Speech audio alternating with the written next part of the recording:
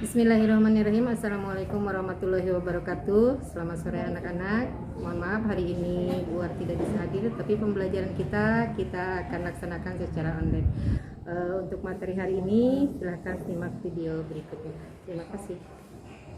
Materi hari ini hari Rabu tanggal 6 Oktober, mata pelajaran Al-Quran untuk kelas 4 DTA Ar-Rahmah. Kitab Al-Quran. Bagi umat muslimin, Al-Quran adalah kalam Allah yang diwahyukan kepada Nabi Muhammad Shallallahu Alaihi Wasallam melalui perantara malaikat Jibril selama kurang lebih 23 tahun. Kitab suci ini memiliki kekuatan yang luar biasa, yang kekuatannya di luar kemampuan apapun.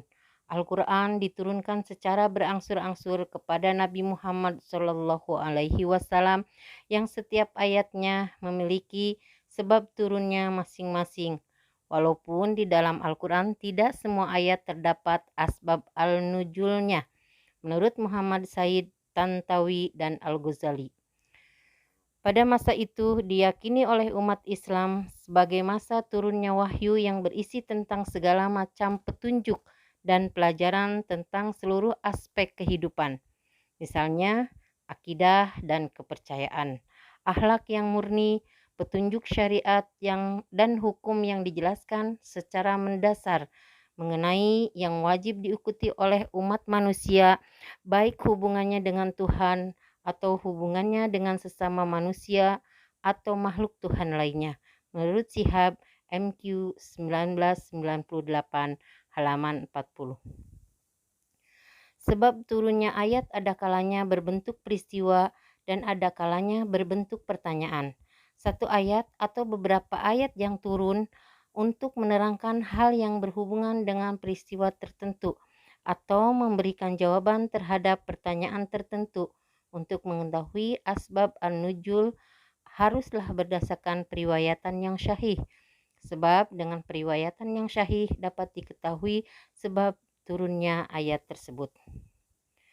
Al-Quran bercerita tentang sejarah-sejarah yang telah lalu, menjelaskan kejadian-kejadian yang terjadi sekarang, serta dapat memprediksikan hal-hal yang akan datang. Akan tetapi, yang terpenting di sini yang perlu dicatat adalah pada masa Rasulullah Shallallahu Alaihi Wasallam bersama para sahabat ketika memberikan ajaran-ajaran Islam untuk pertama kali kepada masyarakat Arab pada waktu itu, seringkali mengalami dan menyaksikan berbagai macam peristiwa sejarah. Bahkan pada sahabat ada kalanya menemui suatu peristiwa khusus atau berhadapan pada suatu persoalan yang masih kabur hukumnya. Kejadian ini menjadikan mereka harus meminta petunjuk kepada Rasulullah Shallallahu Alaihi Wasallam untuk mendapatkan jawaban atas peristiwa khusus tersebut atau untuk mendapat kepastian hukum atas persoalan yang terjadi, dan setelah itu turunlah ayat-ayat Al-Quran untuk menjelaskan dan menjawab pertanyaan tersebut. Dalam mempelajari Al-Quran, ada satu pokok pembahasan yang sering disebut asbab an-nuzul. Asbabun nuzul digunakan untuk memahami ayat-ayat Al-Quran. Ungkapan asbabun nuzul atau asbab an-nuzul merupakan bentuk idhofah dari kata asbab dan nuzul. Secara etimologi, asbabun nuzul adalah sebab-sebab yang melatar belakangi terjadinya sesuatu.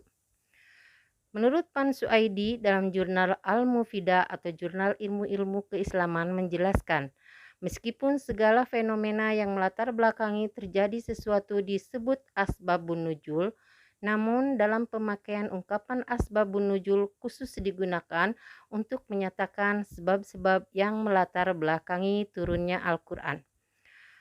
Asbabun nuzul adalah kejadian atau peristiwa yang melatar belakangi turunnya ayat Al-Quran.